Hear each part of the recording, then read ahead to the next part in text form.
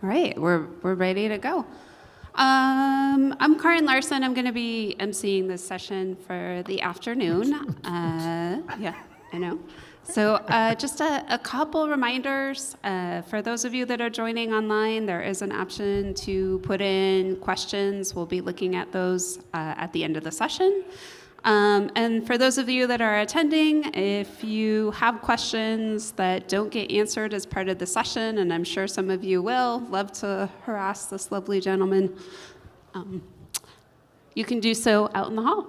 Oh yeah, we're going to do the speaker thing? Yeah, there's a speaker's corner down at the end of the hallway, and the speakers will be going down there after sessions for any follow-up questions, conversations that you'd like to have.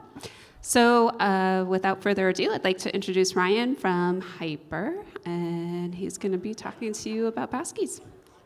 Well, thank you very much. Good afternoon. Thank you for showing up after lunch. I know it's pretty hard to sit out in the sun, eat some food, and not fall asleep.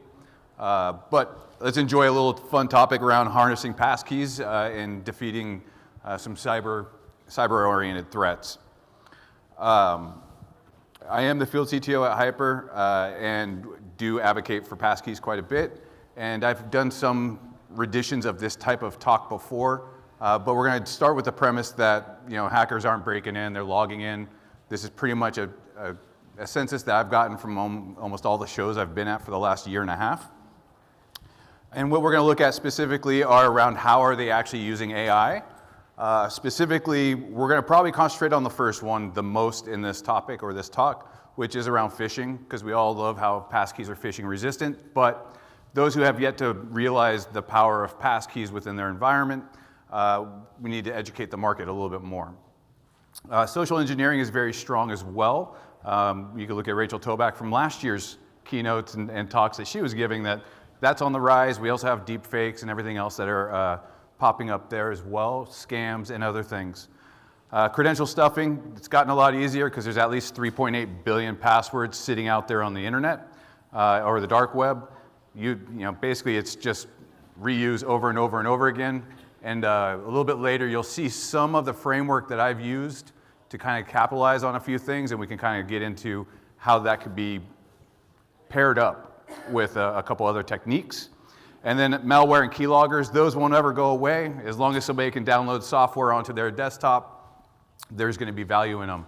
And as we still work to slowly drive the adoption of passkeys across enterprises and all of our consumers, it's still going to be something that's going to be ranked at some form of a risk. Just to prove that this is still a thing, here's all the fun news articles that we have to put on slides to justify our position. Look, attacks are attacks. All big organizations have had them. It's not a matter of when you're going to if you're going to get breached. It's more or less when you're going to get breached. But I don't want to spend too much time there. I want to get into a little bit more of a nerdier topic specifically. How many people are familiar with OSINT? I got 1, 2, 3, 4. All right, so OSINT is open source intelligence. It's techniques on how you can gather information from the internet about maybe your targets, people, or companies. The reason why I'm bringing that up is because there's going to be a little bit of a foundation with OSINT involved into the technique that I deployed in this. And we're going to take a little bit of a baker's course here. Apparently jumping a little too quick. All right, here's our recipe. Here's the tools I was able to use, the ingredients that I put together to leverage Gen AI to be very scalable and hit a large target group. Simplified LLMs, this is our Gen AI, whether it be Claude, ChatGPT. You could leverage OLlama using Llama 3. These are just LLMs that have the abilities to process information, evaluate information, and give you some sort of response or result. For those who don't like to write code, or maybe don't have skills in writing code, I took my exercise to the point where I didn't want to write any code whatsoever, so I deployed HYPR Chat.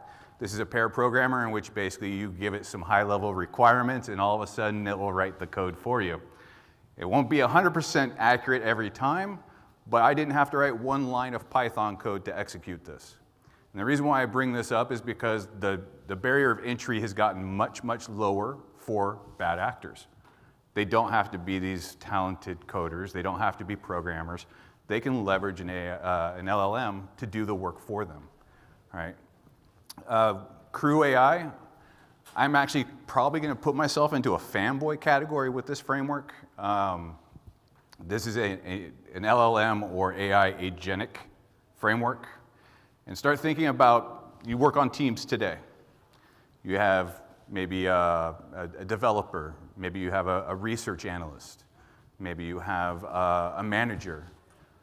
Well, basically, you take that methodology, that type of team, and you start structuring that through this framework, and this framework is like a crew. It's like any kind of crew you would want. You have teammates, you have a leader, and you'll have somebody that will manage the crew along this journey.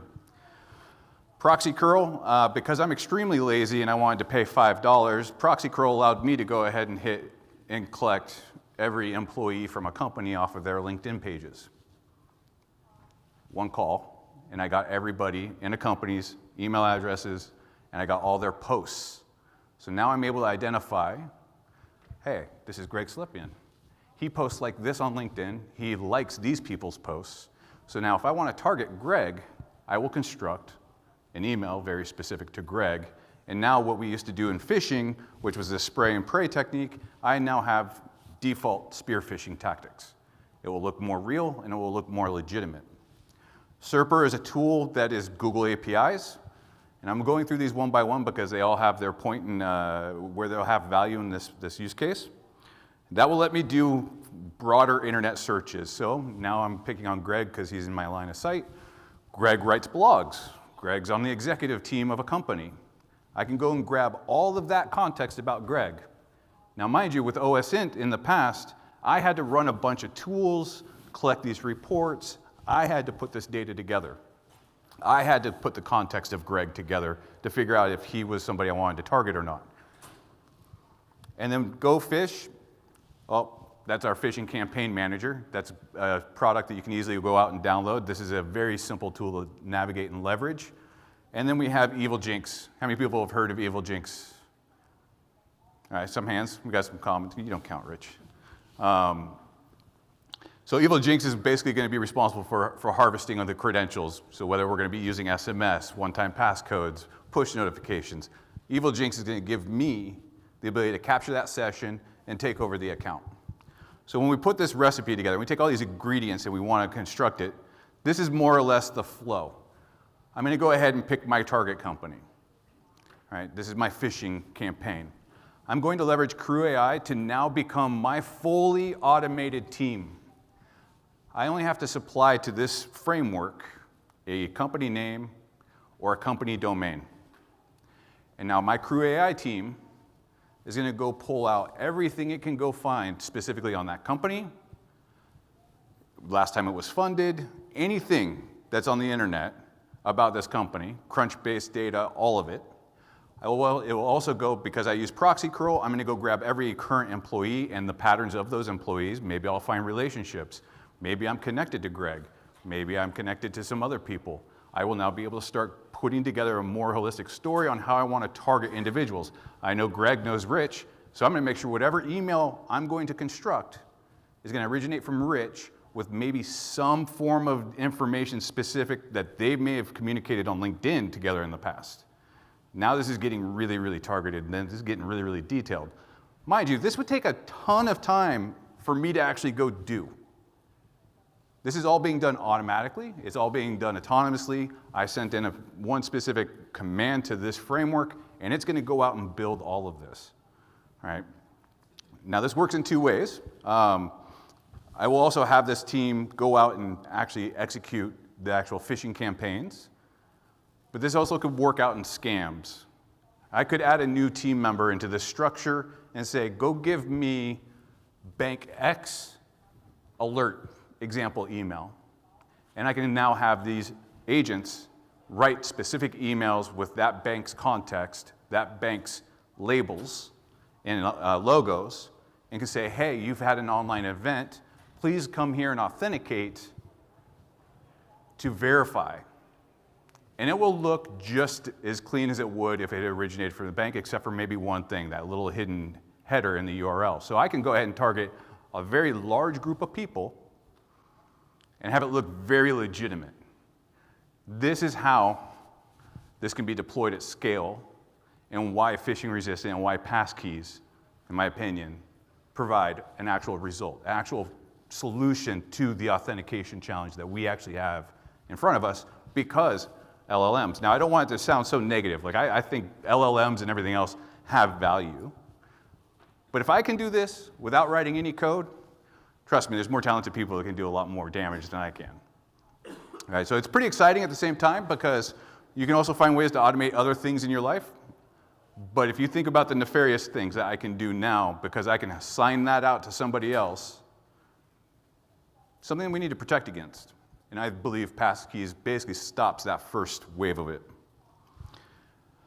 When we look at our identity chain, this is basically our higher level way of looking at, hey, what does our IAM structure look like? What's our team? Where's our weak points? And this is a very high level. Like, if you look at an IAM program, there's much more than 4 links in a chain. But from the most common of things that we have, we've got 4 things. We've got an onboarding scenario. How are we actually physically linking an identity to a digital identity with either in our organization or in our services of our end users?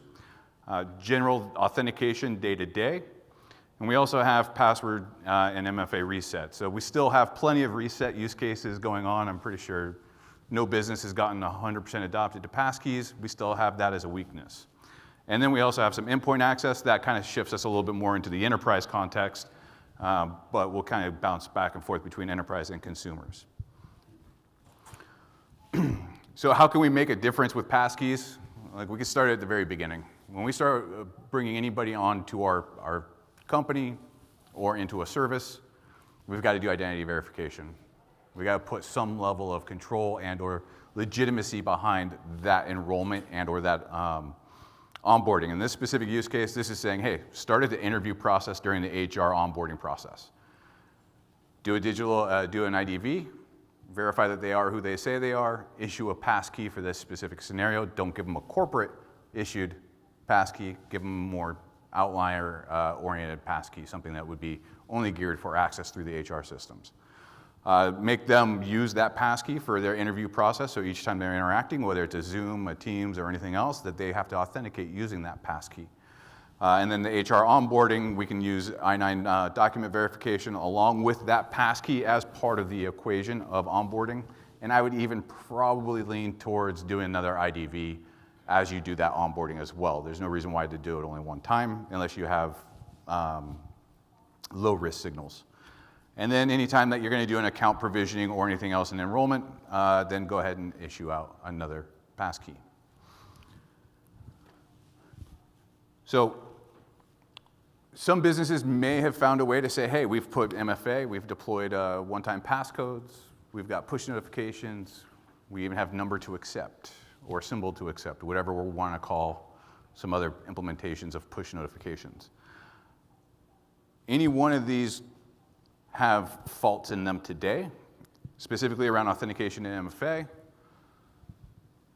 Maybe I was able to successfully deploy that legacy MFA, and no matter what, I will have a fallback. What happens when that user loses their phone? Well, they're going to end up in a password reset process, and what is that password reset process going to contain? It's going to have an SMS. So technically, if I'm going to be a bad guy, I'm not going to go try to deal with authentication. I'm just going to go do a password reset process, right? That's the weakest link. That's what I'm going to go target. Makes sense. And then obviously, if we have any more issues with the fallback method, then there's always the simple call the help desk and social engineer the help desk. Right? Plenty of evidence. We can call out any of the casinos that we want that were in the major headlines about a year ago, and there's plenty of other examples where people have been compromised. So we can actually help stop and kind of alter that behavior, right? And obviously, if there's one thing that comes out of this talk, it's passkey all the things. If possible. If you can use a password or a legacy MFA app there, if you have a fallback mechanism, then you have a password, and apparently there's typos on this slide, so reach out to me after this. This should actually not look this way. It should be using a passkey, not password and legacy MFA. It should just be a passkey, and then a fallback mechanism of another passkey or a physical on-device passkey. And then the support desk should be, once again, using some form of passkey. So this slide is garbage, and my apologies. Yeah, hey, this is what happens when you let AI do the work for you. It does make mistakes sometimes. We'll take a look at endpoint real quick. There's still some things in here. Once again, this is kind of bridges. When you ask me about authentication, I think there is basically a commonality across the board. An authentication event is an authentication event, whether it be a consumer use case or it is an enterprise use case.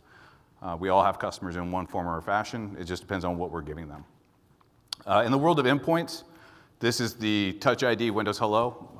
You actually had that rolled out, but if the fallback authentication, when that fails, is a password, we now have what? The exploitation, right? My target's going to be, let's go to the fallback. I'm always going to target the fallback. I'm lazy. When we look at adding phishing resistance, fallback becomes, maybe it's a security key, maybe it's a badge, maybe it is a mobile app, right? So now we've just protected that fallback mechanism and or that recovery process. So we were able to strengthen this to some degree here. Once again, as I was saying a little bit earlier, passkey all the things.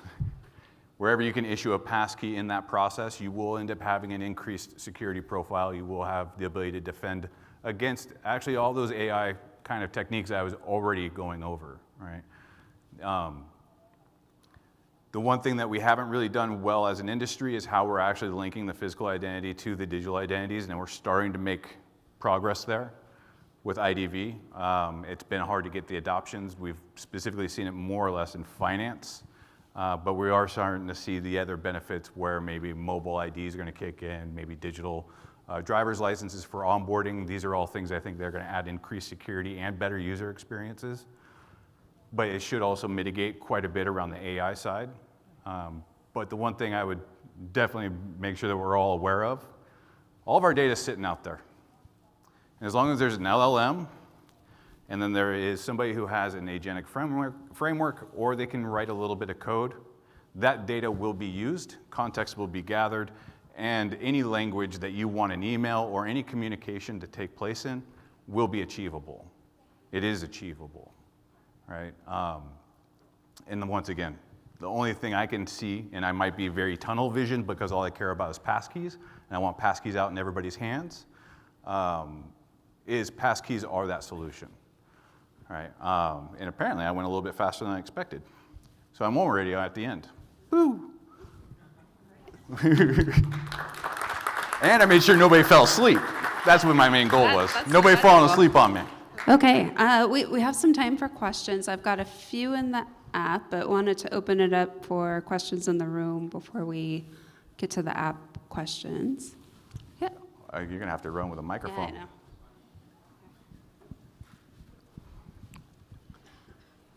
So really quickly, you mentioned that if you go back to the fallback options, you want to put passkeys in every single direction, from like help desk to recovery flows to password reset. If a customer loses their device, isn't that the single bottleneck that you won't be able to unlock their account just because they can't prove who they are? If everything goes back to passkeys. Yeah, so if we keep it, maybe I missed on my delivery of that. So if we have users that lose their device, now let's say we have a synced passkey, maybe it's a mobile phone. Depending on the use case, it could be a badge. That forces right back to re-enrollment. They need to go through an IDV process, right? And we can do that with autonomy, right? You can do that in an automated fashion where we do kind of mitigate quite a bit of it. But yes, I mean, that's what we're saying is don't fall back to a password. What is your risk model going to allow you to do? And I'm going to advocate that your risk model should say don't let passwords fall back in there, because once again, if that is open, I'm going after that. I'm going to go spend my energy. I'm not even going to spend time investigating. If I'm going to find out that there's a reset vulnerability, I'm going after that reset. I'm lazy. Obviously, you can tell some of my slides. So in essence, if I'm that lazy, almost every attacker is just going to go target that. So what's the risk model? Yeah.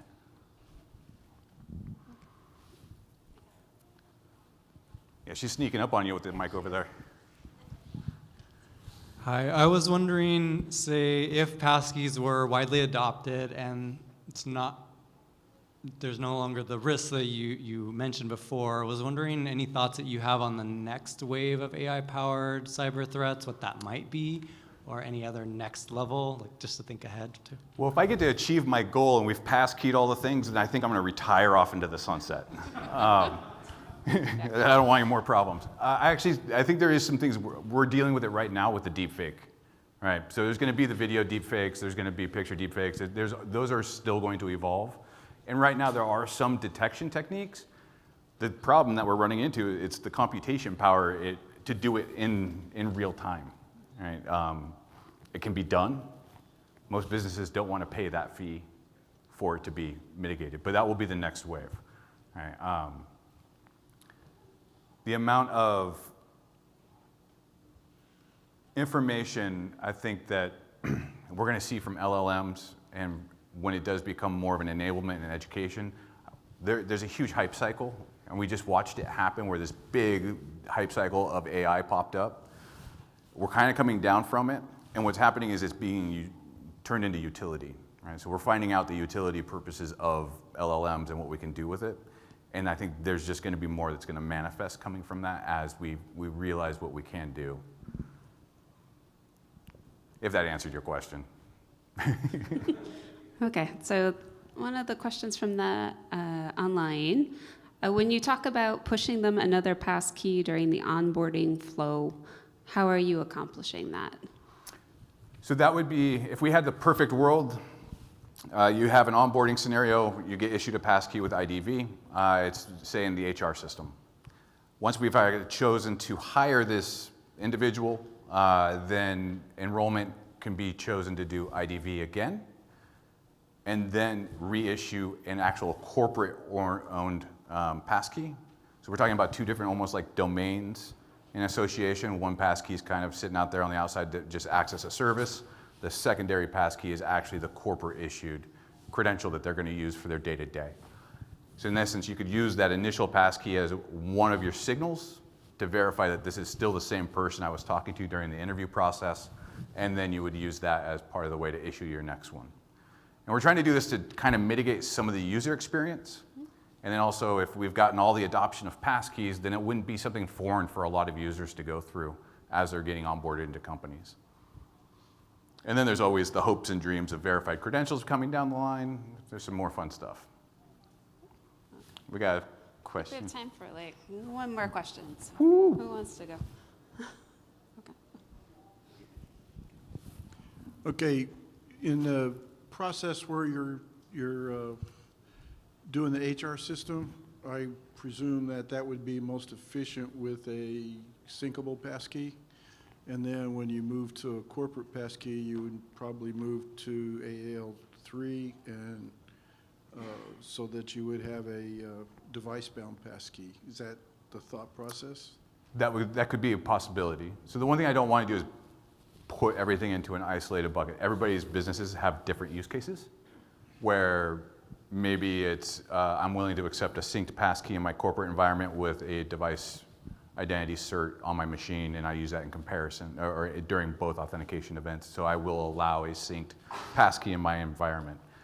If I'm in a regulated environment and I need something that has more confidence, then yes, a device-bound passkey would be the output. Right now, it's a corporate-issued card or it's a corporate-issued YubiKey, something in which I'm giving to my employee that now becomes device-bound. So it depends on what your outcome needs to be. Did that answer the question? For your use case, sir, the answer is yes. I know your use case. Okay, I think we can do one more real quick.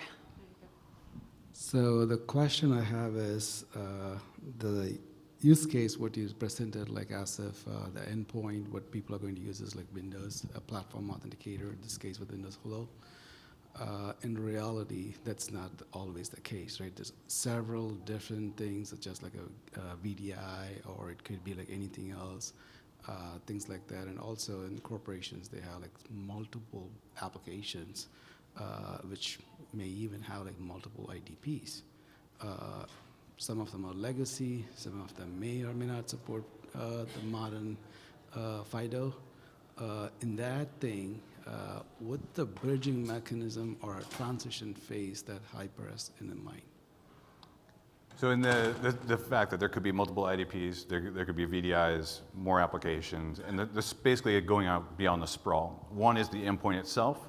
If Passkeys, like whether it be a Touch ID, Windows Hello, yes, I work for HYPR, so I'll advocate HYPR on the endpoint.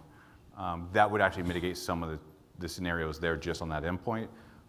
But then what does your passkey deployment look like internally within the organization? If you do have multiple IDPs, all things can be solved by HYPR. Come to HYPR, we'll authenticate the user, and we'll send you onward. So that's the reason why my view is very tunneled in that side, is that we would take over the authentication, and that's how we can then disseminate it downstream. So you only have to have the passkey for the user. It doesn't matter what applications are happening over there. It doesn't matter if it's a VDI. You have the one issued passkey for that environment, right, for that user. The one thing you don't want to do is ask all your users to have 5 passkeys to do their job. Then we're getting into password complexity. Then we're getting into having to have a password manager kind of use cases again. So I would kind of avoid that.